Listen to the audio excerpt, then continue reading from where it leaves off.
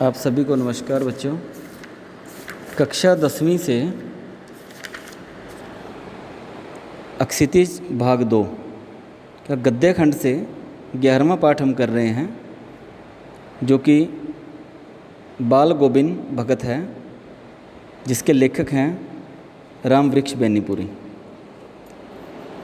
इन्होंने बाल गोविंद भगत के बारे में एक रेखा चित्र लिखा है।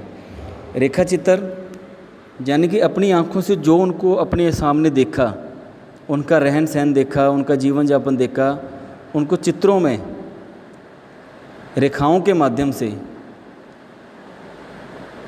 अपनी यादों के माध्यम से हमारे सामने पेश किया है एक रेखा चित्र। कि इस माध्यम से उन्होंने बताया है कि जो वेशभूषा जब बाह्य आडंबरों से सन्यासी नहीं लगता था देखने में, लेखक के अनुसार उनके संन्यास होने का आधार मानवीय जीवन का प्रेम था। वह वर्ण व्यवस्था, सामाजिक रूढ़ी का विरोधी था, जिनके बाल गोविंद भगत के बारे में बताया जा रहा है। उसके जीवन में से ग्रामीण जीवन की झलक देखने को मिलती थी। वो स्वयं को ब्राह्मण दिखाने की कोशिश करता, ब्राह्मण वाली सारी प्रतिक्रियाएं करता, और वो ये मानता था कि ब्रह्म ही ज्ञाता केवल ब्राह्मण होता है, ब्रह्म का ज्ञाता केवल ब्राह्मण होता है। और समाज में ये माना जाता था कि यात्रा के समय अगर तेली मिल जाए तो वो शुभ नहीं माना जाता, लेकिन एक तेली के आगे लेखक का गर्व से सिर जो है वो स्वयं ही झुक जाता है। बाल गोविंद भगत लगभग 60 वर्ष के मंझोले कद के गोरे चिट्टे व्यक्ति थे। एक लंगोटी और कबीर पंथियों वाली कनपट्टी टोपी पहनकर रखते थे। सर्दियों में काली कमली ओढ़ते थे। बाल गोविंद का एक ग्रस्त जीवन था। वो कबीर को साहब मानते थे, हर चीज़ के ऊपर साहब का अधिकार मानते थे। खेत की जो पैदावार थी सिर पर रखकर कबीर के मठ पर जाते, भेंट सब रूप चढ़ाते, और जो कुछ प्रसाद के रूप में मिल जाता उससे गुजारा करते। उनके बेटा और बहू जो थे खेती बाड़ी करते। गृहस्थ जीवन बड़ा अच्छा निकल रहा था। लेखक जो था बाल गोविंद भगत के गायन पर मुग्ध था, बिल्कुल मुग्ध था उनके ऊपर, क्योंकि उनका गायन सदा उनको सुनने को मिलता था। आषाढ़ आते ही खेतों में धान की रुपाई शुरू हो जाती। आदमी, औरतें, बच्चे खेतों में दिखाई जाने लगते, तो कहीं ना कहीं किसी के कानों में गाने का स्वर गूंजता रहता था। बाल गोविंद रुपाई करते करते गाते भी रहते थे। सभी लोग एक ताल में क्रम में गाते। भादों की अंधेरी रातों में पिया के प्यार के गीत गाते। मानो ऐसा लगता कि पिया का साथ होते हुए भी प्रियतमा अकेला महसूस करती।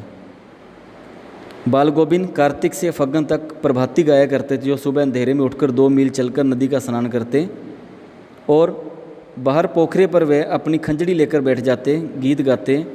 उन्हें देर तक सोने की आदत थी। एक दिन उनकी जल्दी आंख खुल गई। वे मांग के दिन थे। बाल गोविंद का संगीत लेखक को गांव से बाहर पोखर पर ले आया। संगीत उनका बहुत मस्त था, मधुर था। गर्मियों में उमस भरी शाम को वे गीतों को शीतल कर देते थे। वे भी बाल गोविंद की तरह मस्ती से नाचने लग जाते थे। उनके घर का आंगन संगीत भक्ति से ओतप्रोत हो जाता था। लेकिन इन सब के बीच सब लोगों ने बाल गोविंद भगत की संगीत साधना की चरम सीमा उस दिन देखी, जब उसका इकलौता पुत्र था और वो मर गया था। लेकिन अपने आंगन में बेटे को चटाई के ऊपर बिछाकर लिटाकर रखा, और ऊपर उसका सफ़ेद कपड़ा दे रखा था, और कुछ फूल और तुलसी के पत्ते बिखेर रहे थे। पास ही वे आसन लगाकर गीत गा रहे थे। पुत्र वधू बैठी कमरे में रो रही थी। वे बीच बीच में इसको चुप भी करवाते, लेकिन वो कह रहे थे कि आत्मा परमात्मा में मिल गई है, ये उत्सव बनाने का समय है। तो सबको देखकर बड़ी हैरानी हो रही थी। तो श्राद्ध की अवधि पूरी होने तक बहू को उसके घर भेज दिया गया। उसके घर वालों को दूसरी शादी का आदेश दिया, लेकिन बहू ने शादी करवाने से दोबारा मना कर दिया। तो बाल गोविंद ने कहा कि अगर बेटी तू शादी नहीं करवाएगी तो मैं घर सदा के लिए छोड़कर चला जाऊंगा। तो आखिरकार बहू को ये बात माननी ही पड़ी। तो प्रतिवर्ष पैदल चलते रहते, गंगा स्नान के लिए जाते। गांव से 30 कोस दूर गंगा थी, वहाँ चलते। घर से खा पी कर चलते और वापस घर ही आकर खाना पीना। रास्ते में साधु संत मिल जाने, उनसे बातचीत करना। और बुखार में भी वो अपने नियम नहीं छोड़ते थे। उनको सलाह दी जाती थी कि शरीर के हिसाब से आपको ये चीज़ें छोड़ देनी चाहिए, लेकिन उन्होंने कभी ऐसा नहीं छोड़ा। एक दिन संध्या को गीत गाए, लेकिन रात को जीवन की माला धागा टूट गया। लोगों को सुबह बाल गोविंद भगत के गीतों का स्वर नहीं सुनाई दिया तो देखा कि उसके शरीर से आत्मा निकलकर परमात्मा से जा समाई है। उनके बारे में लेखक ने लिखा है। इसके हम कुछ अभी पाठ्य पुस्तक के प्रश्नोत्तर कर रहे हैं कि खेतीबाड़ी से जुड़े गृहस्थ बाल गोविंद भगत की किन चारित्रिक विशेषताओं के कारण उनको साधु कहा गया। उनकी वेशभूषा, खेतीबाड़ी से जुड़े गृहस्थ बाल गोविंद भगत वेशभूषा से साधु नहीं लगते, परंतु उनका व्यवहार साधुओं जैसा था। कबीर का भक्त मानते थे, उनके भजन गाते रहते, जो कुछ था वो साहब का मानते थे, गलत बातों का विरोध करने में भी संकोच नहीं करते थे। उनकी सब चीज़ें कबीर की थी। अपना जो फसल, जो कुछ पैदावार होती, सब उनके चरणों में अर्पण करके और प्रसाद रूप पूर्वक जो वापस मिलता उसको घर ले आकर उसी से गुजारा करते। भगत की पुत्र वधू ने उन्हें अकेला छोड़ना क्यों नहीं चाहती थी, क्योंकि उनका पता था कि पुत्र की मृत्यु के बाद उन्होंने पुत्र वधू को घर जाने का निर्णय लिया, लेकिन बढ़ती उम्र के साथ वो अकेला नहीं छोड़ सकती थी, उसकी सेवा करना अपना फ़र्ज समझती थी, तो इसलिए पुत्र वधू उनको छोड़कर नहीं जाना चाहती थी। प्रश्न 3, भगत ने अपने बेटे की मृत्यु पर भावनाएं किस तरह व्यक्त की। भगत का बेटा था, हमेशा बीमार रहता था, वह मर गया। बेटे के मरने का उन्होंने शोक नहीं बनाया, बल्कि ये चीज़ का आनंद बनाया कि आत्मा और परमात्मा का आज मिलन हुआ है, ये बड़ा ही अच्छा दिन है। मृत शरीर के पास आसन पर बैठकर वो मिलन के गीत गाने लगे। प्रश्न 4, भगत के व्यक्तित्व और उनकी वेशभूषा के बारे में लिखना है कि मंझोले कद के, गोरे चिट्टे थे, 60 वर्ष की आयु थी, बाल सफ़ेद थे, दाढ़ी तो नहीं रखते थे, चेहरे पर सफ़ेद बाल जगमगाते रहते थे, लंगोटी कमर पर बंधी हुई होती थी, सिर पर कबीर पंथी जैसी कनपट्टी टोपी पहनते थे और सर्दियाँ आते ही ऊपर एक कमली ओढ़ते थे। माथे पर सदा रमानंदी चंदन चमकता था, जो नाक की एक छोर से औरतों के टिक्कों की तरह शुरू होता था। वे किसी से व्यर्थ झगड़ा नहीं करते थे, दूसरों के खेत में सोच के लिए नहीं बैठते थे। जो कुछ खेत में पैदा होता कबीर पंथी मठ में वो ले जाते, प्रसाद रूप में जो वापस मिलता उसी से वो गुजारा करते।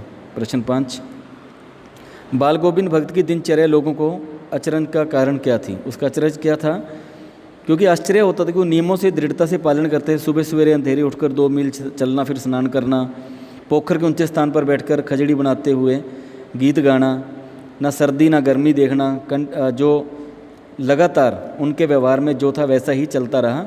अपने दृढ़ निश्चय के वो बिल्कुल पक्के रहे। पाठ के आधार पर बाल गोविंद भगत की मधुर गायन की विशेषताएं जो थी, माघ की सर्दी ना ही जेठ की गर्मी उनको प्रभावित करती थी। गर्मी में उमस से भरी शाम में गायन में शीतलता ला देती थी। सबके पास खंजड़ियाँ और करताल होते थे। बाल गोविंद भगत एक पद गाते, सभी लोग पीछे पीछे उसको गाते और दोहराते थे। गीत धीरे धीरे स्वर से ऊंचा उठने लगता था और सुनने वाला अपनी सुध बुध गुआ बैठता था और साथ ही मुग्ध होकर नाचने लग जाता था। प्रश्न 7, कुछ मार्मिक प्रसंगों के आधार पर यह दिखाई देता है कि बाल गोविंद भगत प्रचलित सामाजिक मान्यताओं को नहीं मानते थे। जैसे कि उनका विचार था मृत्यु के बाद जो आत्मा वो परमात्मा के पास चली गई। उनके विचार में मृत्यु आनंद मनाने का अवसर होता है। इकलौते बेटे की मृत्यु के बाद भी वो फूलों से सजाते हैं और आनंद के गीत गाते हैं और पुत्र वधू को घर छोड़ने के लिए कह देते हैं कि अपने मायके घर चली जाए और दूसरी शादी करवा ले। उन्होंने यौवन की ऊंच नीच का ज्ञान करवाया। पुनर्विवाह के लिए वो उसको तैयार किया, क्योंकि वो ये मानते थे कि इस उम्र में उनका साधु या सन्यासी हो जाना ठीक नहीं है, तो इसीलिए वो बहू का हित सोचते हैं। प्रश्न 8 और लास्ट है, धान की रुपाई के समय समूचे माहौल को भगत की स्वर लहरियों किस तरह से चमकित कर देती थी। उस माहौल का शब्द चित्रण बताना है कि आषाढ़ की फुहार पड़ते ही सारा गांव खेतों में दिखाई देने लगता था। धान की रुपाई शुरू हो जाती थी। खेतों में कहीं हल चल रहे हैं, कहीं पौधों की रुपाई हो रही है। घर की औरतें आदमियों के लिए भोजन लेकर मुंडेर पर बैठी हैं। बच्चे आपस में खेल रहे हैं। ठंडी ठंडी हवाएं चल रही हैं। कानों में मधुर स्वर की लहरियाँ गूंज रही हैं। वे सभी खेतों में धान की रुपाई कर रहे हैं। तो काफ़ी अच्छा वातावरण, संगीतमय वातावरण देखने को मिलता था, जैसे कि संगीत के कुछ स्वर ऊपर स्वर्ग की ओर जा रहे हों। धरती पर खेतों में काम करने के लिए लोगों में कानों में से होकर जा रही हों। संगीत खेतों के में काम करने वालों के लिए तन में लय पैदा कर दे, जिससे वहाँ का सारा वातावरण संगीतमय हो जाता था। धन्यवाद।